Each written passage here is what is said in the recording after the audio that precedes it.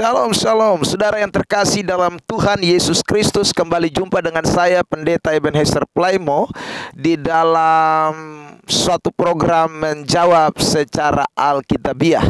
Pertanyaan yang hari ini akan menjadi sorotan atau menjadi pembahasan kita adalah, bolehkah orang Kristen bertato? Ini nih saudaraku. Saudara yang terkasih dalam Tuhan Yesus Kristus, tentu saya berbicara tentang bagian ini bukan kepada orang-orang Kristen yang sebelum bertobat atau sebelum mengenal Yesus mereka memiliki tato, tetapi orang-orang yang kemudian oleh karena perkembangan zaman, pengaruh-pengaruh di sekitarannya, kemudian akhirnya dia sudah menjadi percaya kepada Yesus. Bahkan tidak jarang mereka adalah pelayan-pelayan Tuhan, mereka adalah orang-orang yang punya jabatan-jabatan di gereja, bahkan memakai tato. Nah, ini yang perlu sama-sama kita pelajari dari kebenaran firman Tuhan. Apakah benar diperbolehkan orang Kristen bertato? Nah, saudara yang terkasih di dalam Tuhan, memang di dalam Alkitab tidak ada ayat secara eksplisit yang mengatakan tentang dilarangnya orang atau orang Kristen melakukan yang namanya tato. Nah, hanya cuma ada 2 ayat di dalam Alkitab yang sering dipakai untuk melarang orang Kristen agar tidak bertato. 2 ayat tersebut yaitu di dalam kitab Imamat pasal yang ke-19 ayat yang ke-28, dan di dalam kitab 1 Raja-Raja 18 ayat 28. Saya bacakan firman Tuhan begini. Janganlah kamu menggoresi tubuhmu karena orang mati, dan janganlah meraja tanda-tanda pada kulitmu. Akulah Tuhan. Lalu 1 Raja-Raja 18 ayat 28. Maka mereka memanggil lebih keras serta menoreh-noreh dirinya dengan pedang dan tombak seperti kebiasaan mereka, sehingga darah bercucuran dari tubuh mereka.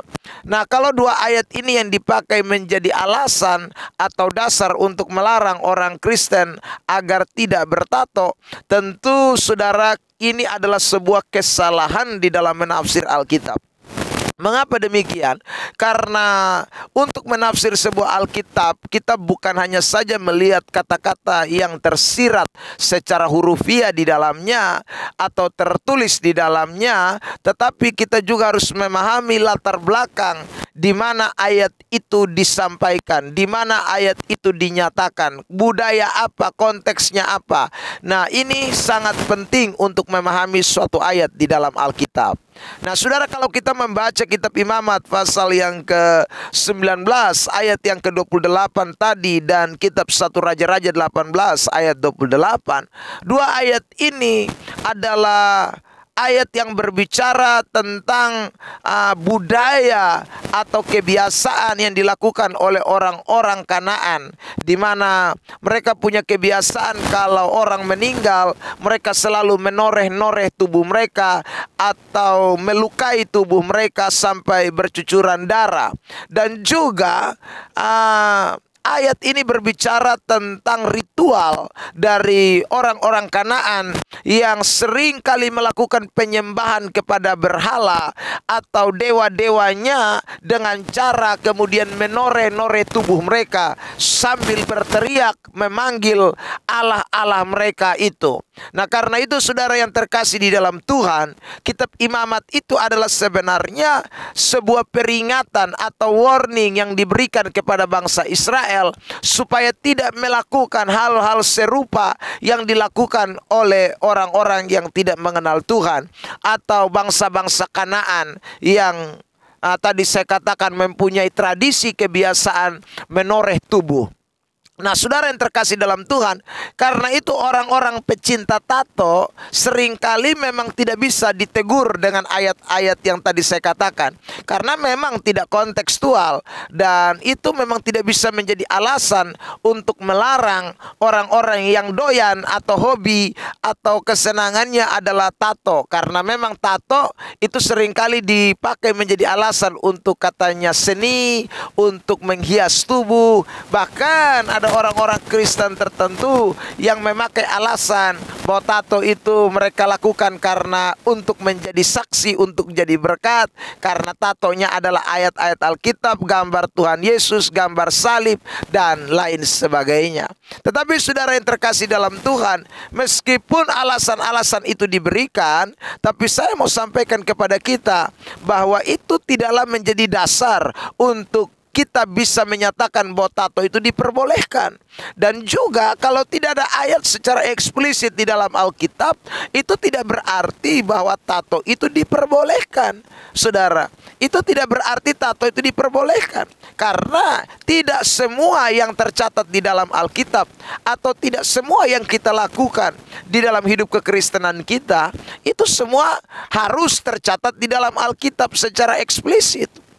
Nah, ini menjadi penting buat kita sekalian. Saya berikan contoh saja, misalnya ya, Anda pakai dasi, kan itu tidak ada ayat Alkitabnya, tetapi kita melakukan itu, kita pakai dasi. Jadi ada yang memang tidak ada di dalam Alkitab tapi kita lakukan, saudara yang diberkati Tuhan. Tetapi juga ada yang tidak di dalam Alkitab dan tidak boleh kita lakukan. Nah, ini menjadi hal penting yang kita tidak boleh lupakan, saudara yang diberkati Tuhan. Misalnya narkoba, itu kan tidak ada di dalam Alkitab, tapi tidak boleh kita lakukan. Ya, saudara yang diberkati Tuhan, apalagi yang tidak ada di dalam Alkitab, yang kita tidak boleh lakukan. Misalnya saudara dan saya, narkoba sudah, yang tidak ada merokok. Merokok juga kan tidak ada di dalam Alkitab, tapi tidak diperbolehkan orang Kristen merokok, saudara yang diberkati Tuhan. Nah, karena itu pada kesempatan yang diberkati ini saya ingin membahas alasan-alasan secara alkitabiah, ya, yang menyatakan kepada kita, atau ayat-ayat implisit yang mendukung bahwa memang tato itu tidak diperbolehkan untuk dilakukan atau dikerjakan oleh orang-orang Kristen, anak-anak Tuhan.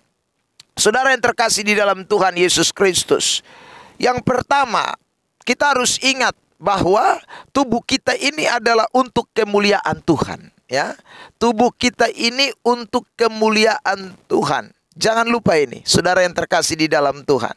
Saya bacakan ayat, ya, 1 Korintus pasal yang ke-6 ayat yang ke-19. Atau tidak tahukah kamu bahwa tubuhmu adalah bait Roh Kudus yang diam di dalam kamu, Roh Kudus yang kamu peroleh dari Allah, dan bahwa kamu bukan milik kamu sendiri, sebab kamu telah dibeli dan harganya telah lunas dibayar. Karena itu, muliakanlah Allah dengan tubuhmu. Muliakanlah Allah dengan tubuhmu. Saudara yang terkasih di dalam Tuhan, tentu dengan bertato kita tidak bisa memuliakan Allah dengan tubuh kita. Meskipun tadi saya katakan tatomu itu gambar Yesus, tatomu itu adalah ayat-ayat Alkitab, tetap saja saudara yang terkasih di dalam Tuhan, tato tidak bisa menjadikan dasar untuk kita memuliakan Allah. Ya, yang bisa membuat kita memuliakan Allah adalah saudara kehidupan kita, ya, cara hidup kita yang berkenan kepada Allah, cara hidup kita yang menyenangkan Tuhan. Itulah yang akan memuliakan Tuhan. Saudara lihat ayat dalam 1 Korintus 10 ayat 31. Aku menjawab, jika engkau makan atau jika engkau minum, atau jika engkau melakukan sesuatu yang lain, lakukanlah semuanya untuk kemuliaan Allah. Ya, lakukanlah semuanya untuk kemuliaan Allah. Jadi saudara yang terkasih di dalam Tuhan, tubuh yang Tuhan berikan ini, mari kita pakai untuk memuliakan Tuhan.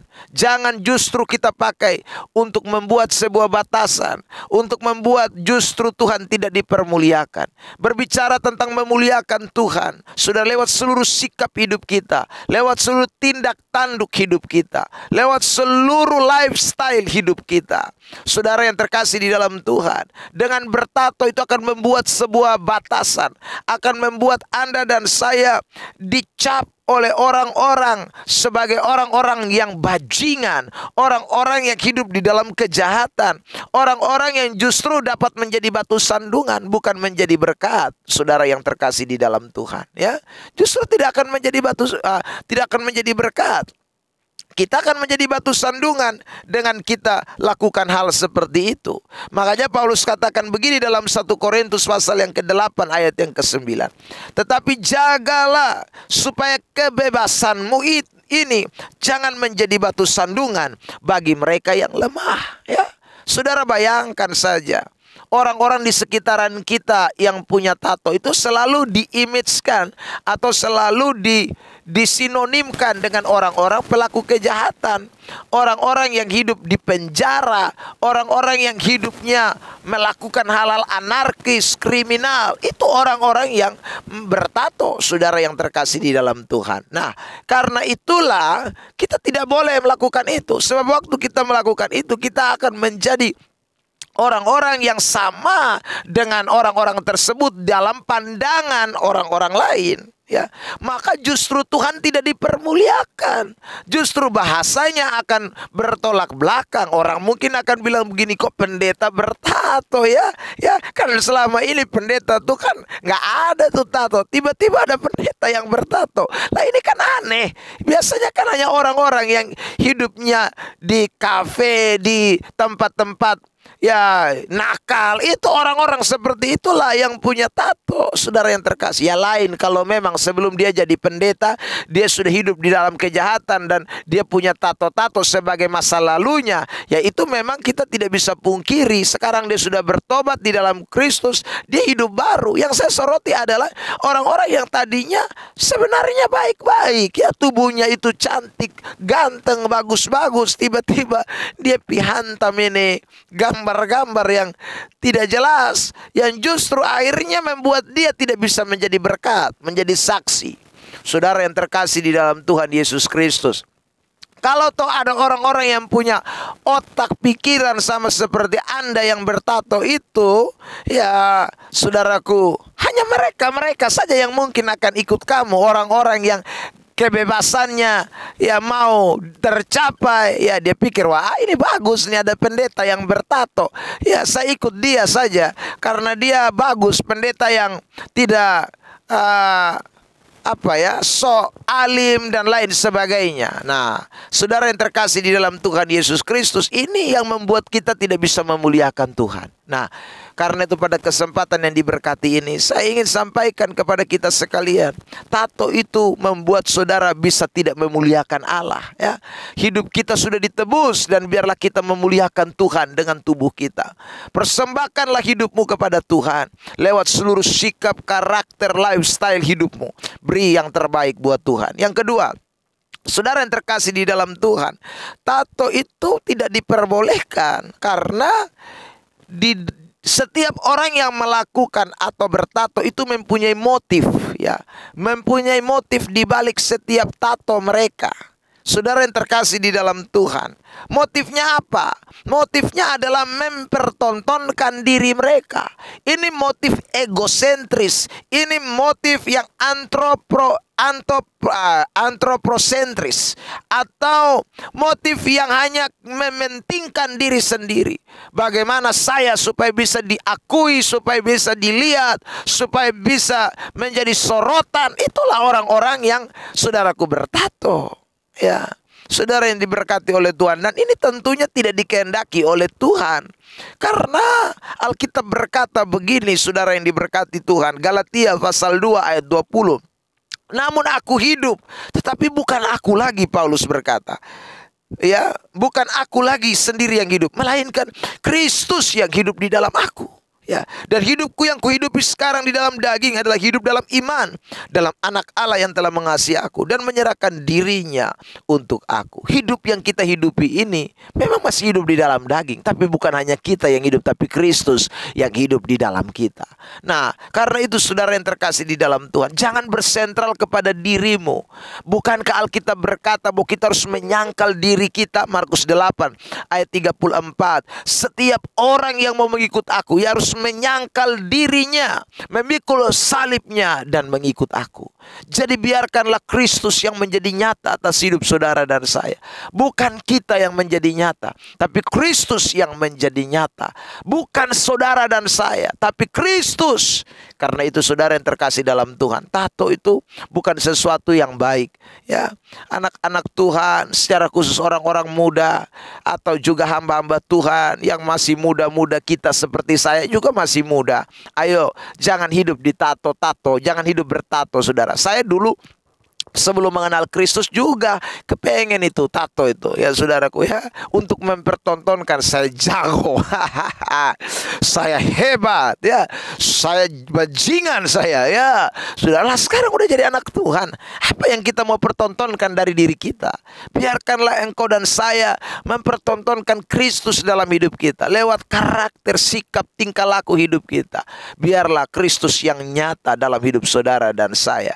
Bukankah Alkitab berkata dengan jelas dalam 1 Petrus pasal 3, perhiasanmu janganlah secara lahiriah. Memang konteks ini adalah perempuan, tapi tidak berarti laki-laki tidak menjadi sorotan juga. Saudara yang terkasih dalam Tuhan Yesus Kristus, memang secara kontekstual ayat ini bicara tentang perempuan. Tapi kalau kita lanjut di pasal 1 Petrus pasal 3 ayat yang ke-7, kita menemukan di sana kata demikian juga suami-suami, ya. Jadi saudara yang terkasih dalam Tuhan, memang identik yang suka berdandan, identik itu yang suka berhias-hias adalah para wanita. Tapi pria juga saya mau pesankan buat saudara dan saya, betapa pentingnya perhiasan kita manusia batinia kita. Ayat 4 mengatakan, ya, yang tersembunyi dengan perhiasan yang tidak binasa, bukan perhiasan dari luar, bukan mempertontonkan gambar-gambar yang ada di tubuh saudara yang bertato. Itu bukan perhiasan orang Kristen, itu perhiasan jasmani, perhiasan rohani. Itu menjadi penting. Saudara yang terkasih dalam Tuhan, pasti ada yang bilang begini, kalau begitu ibu-ibu jangan, tidak boleh tuh pakai hiasan, tidak boleh pakai anting, nggak boleh pakai ini dan itu. Saudara yang terkasih dalam Tuhan Yesus Kristus, ini tidak menjadi sorotan saya, ya. Saya cuma mau tekankan bahwa boleh pakai hiasan, boleh, tetapi ingat, bukan untuk mempertontonkan saudara menjadi orang yang harus dipuji, dinilai dan lain sebagainya. Karena hidup kekristenan bukan berdasarkan itu. Apalagi yang bertato itu sudah jelas permanen itu, saudaraku. Tato permanen itu bahaya. Ya, jadi ingat, kita dipanggil untuk menyangkal diri. Yang terakhir, ini lebih penting dari tiga yang saya sampaikan tadi. Dua yang saya sampaikan tadi. Tiga ini menjadi sangat penting, meskipun dua tadi tidak kalah penting, saudara. Yang ketiga, tato itu sangat beresiko sekali bagi penyakit dalam tubuh kita, penyakit di tubuh kita, ya. Saudara, para dokter mengatakan, ya, tato itu lebih gampang orang terinfeksi dengan kanker kulit, orang kena virus HIV, orang terkena, saudaraku, hepatitis, orang terkena resiko penyakit infeksi kulit. Ya, ini saudara yang terkasih dalam Tuhan, Anda dan saya jangan merusak tubuh kita.